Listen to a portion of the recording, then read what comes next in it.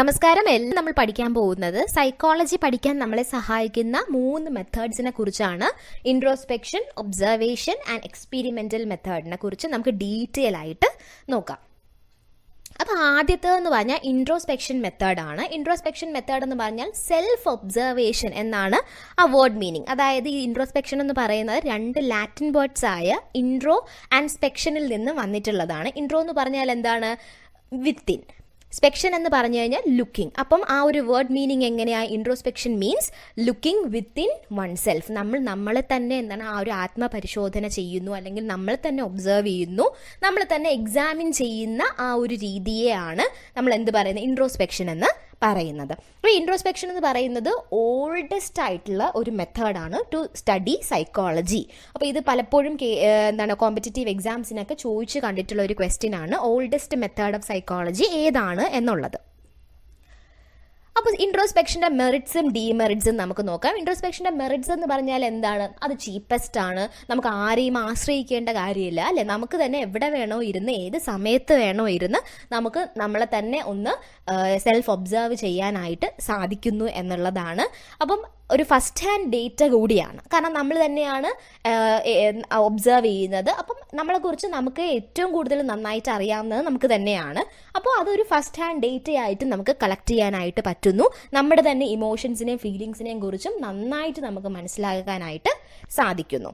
അപ്പോൾ ഡീമെറിറ്റ്സ് എന്ന് പറയുന്നത് എന്താണ്? ഈ ഒരു ഇൻട്രോസ്പെക്ഷൻ്റെ ഡീമെറിറ്റ്സ് എന്ന് പറഞ്ഞു കഴിഞ്ഞാൽ ഇത് വെരിഫൈ ചെയ്യാനായിട്ടുള്ള ഒരു സാധ്യതകളൊന്നുമില്ല. അത് വെരിഫിക്കേഷൻ ഭയങ്കര പോസിബിൾ അല്ല.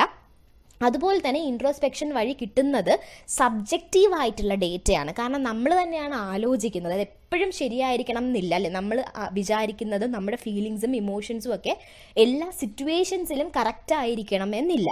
അപ്പോൾ അത് തന്നെ അതിൻ്റെ ഒരു വാലിഡിറ്റി, റിലയബിലിറ്റി, ഒരു ആക്യുറസി ഒക്കെ അത് ലാക്ക് ചെയ്യുന്നുണ്ട്. അതൊരു ഡീമെറിറ്റ് ആണ്. പിന്നെ പറയാൻ പറ്റുന്നത് ഇൻട്രോസ്പെക്ഷൻ ലോജിക്കലി ഡിഫക്റ്റീവാണ്. കാരണം എന്താണ്? നമ്മൾ തന്നെയാണ് നമ്മളെ ഒബ്സർവ് ചെയ്യുന്നത്. അപ്പോൾ അത് ശരിയായിരിക്കണം എന്നില്ല. അതുപോലെ തന്നെ കുഞ്ഞു കുട്ടികൾക്കൊന്നും ഇത് ആപ്ലിക്കബിൾ അല്ല. എല്ലാ വയസ്സിലെ ആൾക്കാർക്കും ഇത് നമുക്ക് അപ്ലൈ ചെയ്യാനായിട്ട് പറ്റില്ല. മൃഗങ്ങളിലോ അല്ലെങ്കിൽ കുഞ്ഞു കുട്ടികൾക്കോ മെൻ്റലി വളർച്ചയില്ലാത്ത കുട്ടികൾക്കോ ഒന്നും ഇൻട്രോസ്പെക്ഷൻ മെത്തേഡ് നമുക്ക് അപ്ലൈ ചെയ്യാനായിട്ട് സാധിക്കില്ല. അപ്പം ഇത്രയുമാണ് ഇൻട്രോസ്പെക്ഷൻ മെത്തേഡിനെ കുറിച്ച് പറയാനായിട്ടുള്ളത്. ഇനി നെക്സ്റ്റ് നോക്കൂ, ഒബ്സർവേഷൻ മെത്തേഡാണ്. ഒബ്സർവേഷൻ മെത്തേഡ് എന്ന് പറയുമ്പം ഇൻട്രോസ്പെക്ഷൻ നമ്മൾ എന്ത് പറഞ്ഞു? ലുക്കിംഗ് ഇൻറ്റു വൺ സെൽഫ് ആണ്. ഇവിടെ നേരെ ഓപ്പോസിറ്റ് ആണ്, ലുക്കിംഗ് ഔട്ട്സൈഡ് വൺ സെൽഫ്. നമ്മളെ അല്ല പരിശോധിക്കുന്നത്, പുറമേ മറ്റുള്ളവരെയാണ് നമ്മൾ ഒബ്സർവ് ചെയ്യുന്നത്. മറ്റുള്ളവരുടെ സ്വഭാവം എങ്ങനെയാണ് എന്നാണ് ഇവിടെ ഒബ്സർവേഷൻ നടത്തുന്നത്.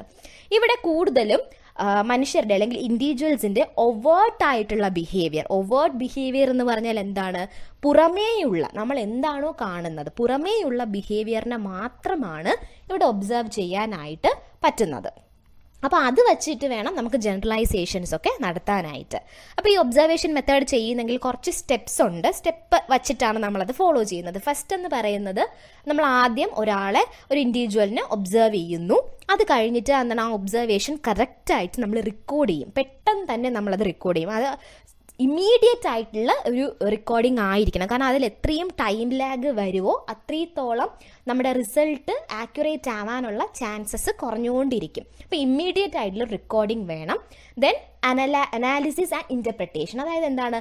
റെക്കോർഡ് ചെയ്ത് കഴിഞ്ഞാൽ ഉടനെ നമ്മൾ അതിനെ അനലൈസ് ചെയ്യും. അത് കഴിഞ്ഞിട്ട് റിസൾട്ട് ഇൻ്റർപ്രിറ്റ് ചെയ്യും. പിന്നെ അതിൻ്റെ അടിസ്ഥാനത്തിൽ നമ്മൾ ജനറലൈസേഷൻസ് നടത്തുന്നു. അപ്പോൾ ഇങ്ങനെയാണ് ഒബ്സർവേഷൻ്റെ സ്റ്റെപ്സ് വരുന്നത്.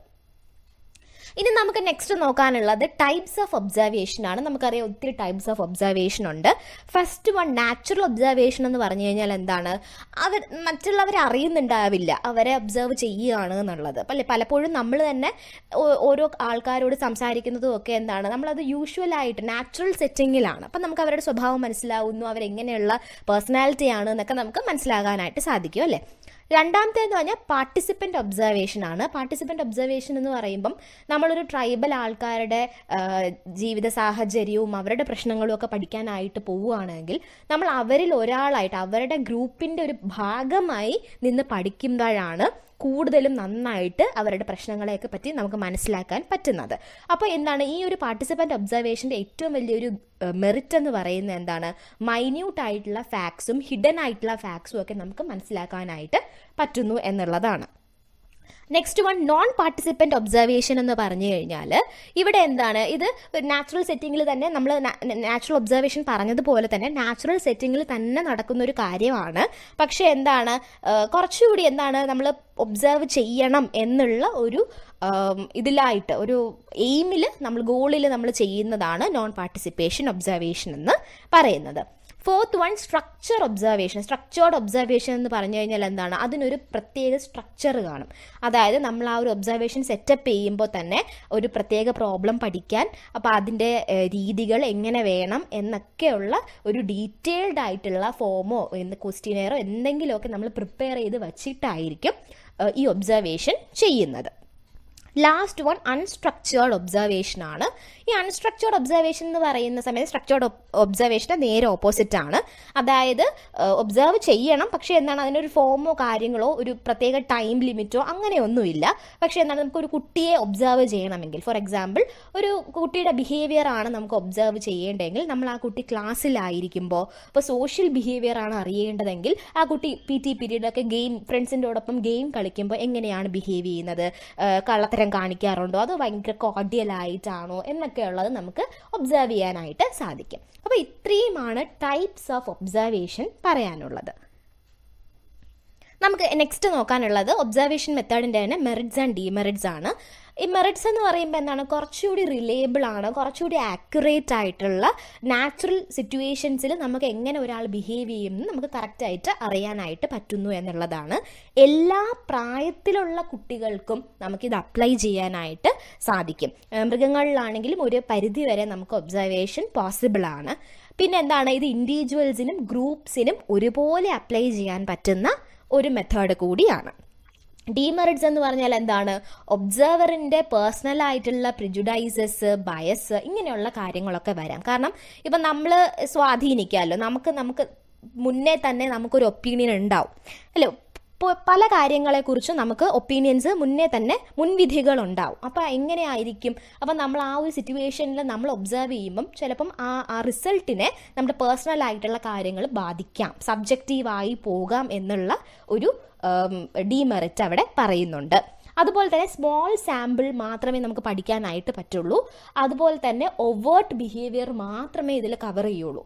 നമ്മൾ പുറമേ എങ്ങനെയാണോ ആൾക്കാരെ കാണുന്നത് അത് മാത്രമേ എന്താണ് നമുക്ക് പഠിക്കാനായിട്ട് പറ്റുള്ളൂ, ഉള്ളിൽ എന്താണ് എന്നുള്ളത് നമുക്ക് അറിയുന്നുണ്ടാവില്ല. അപ്പോൾ ഇത്രയുമാണ് ഒബ്സർവേഷൻ മെത്തേഡിൻ്റെ മെറിറ്റ്സ് ആൻഡ് ഡിമെറിറ്റ്സ് എന്ന് പറയുന്നത്.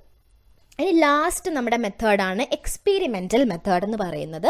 എക്സ്പീരിമെൻ്റൽ മെത്തേഡ് എന്ന് പറയുന്ന 1879 വില്യം വൂണ്ട് ആദ്യമായിട്ടൊരു സൈക്കോളജിക്കൽ ലബോറട്ടറി ലെപ്സിങ്ങിൽ ജർമ്മനിയിൽ അവിടെ സെറ്റപ്പ് ചെയ്തു. അങ്ങനെയാണ് ആദ്യമായിട്ട് ഈ എക്സ്പീരിമെൻ്റൽ മെത്തേഡ് വരുന്നത്.